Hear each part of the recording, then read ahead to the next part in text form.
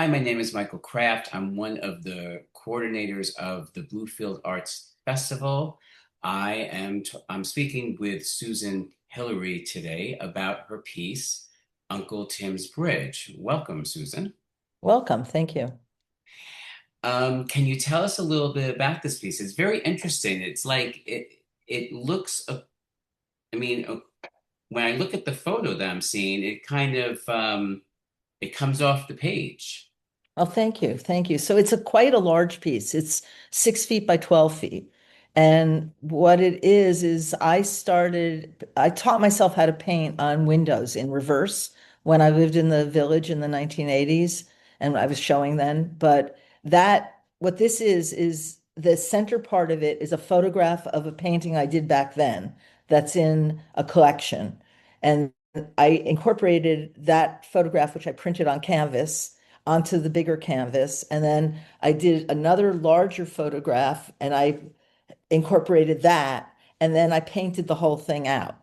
And then I've attached fence posts. So you're invited as an audience participant to feel like you're walking into the perspective of the bridge and going right into it. So it's a collage painting. It's a combination of photographs and oil and acrylic. It's sort of a lot of different materials are being used in this.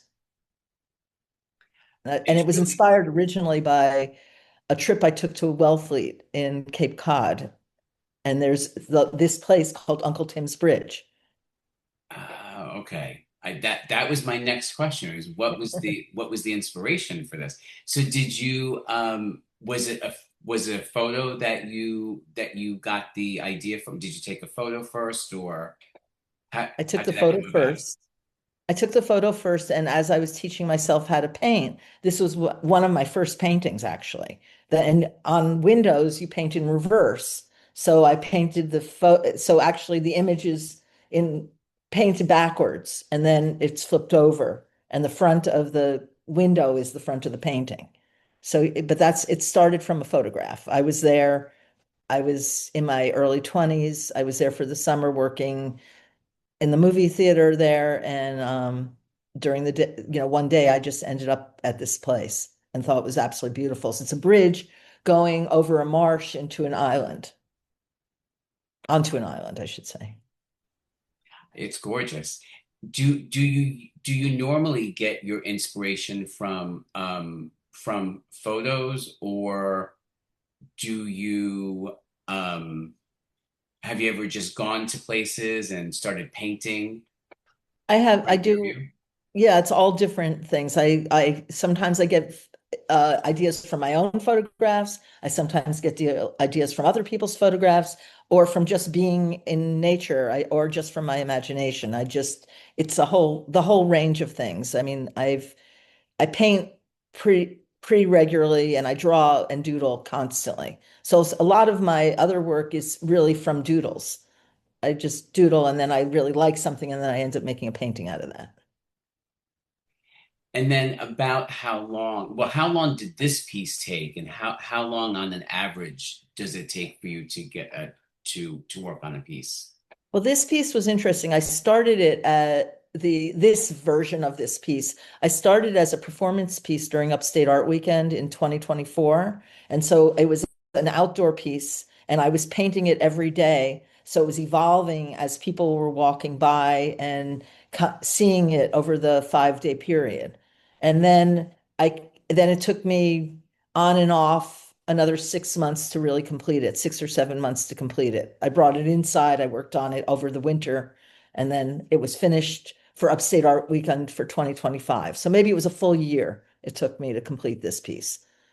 There was a lot of time looking at it. This is an unusual piece. Usually I just attack a canvas. This I spent a lot of time looking at it, trying to figure out what needed to be done, what needed not to be done, because the performance part of it, there was a lot of freedom and looseness to it. And then I was like, I want to keep that, but I also want to tighten it up in places.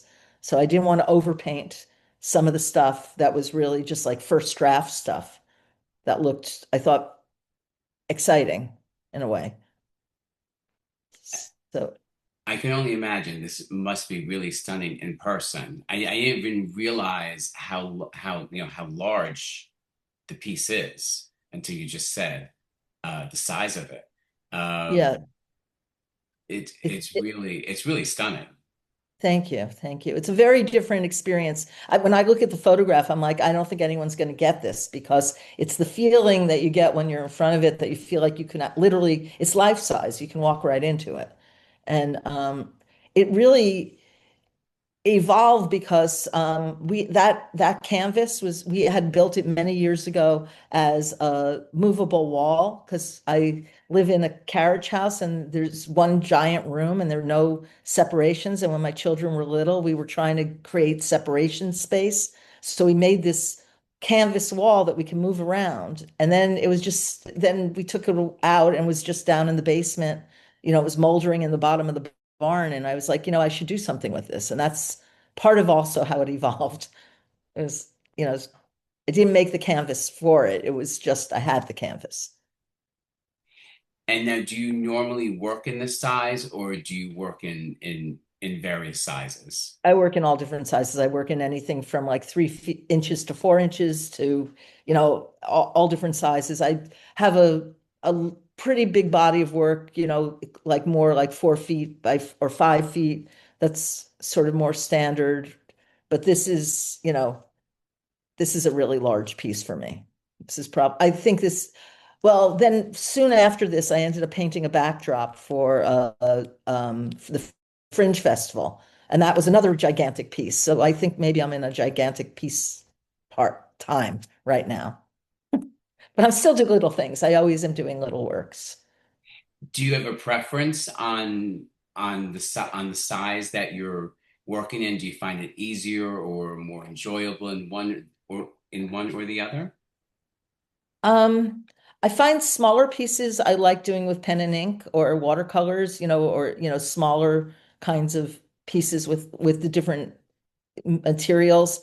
Like oil paintings, I like working not this big. This is unusually large, but larger. I find it's more conducive to work in not gigantic, but larger pieces. And I also paint on a lot of found objects. So a lot of my work is dictated by what I find. So I paint on car doors and glass windows and that are already framed, obviously. And I've been doing a series on window screens where I basically am making monoprints. I paint on the screen on top of a canvas, and it results in two paintings, basically one on the screen and one on the canvas.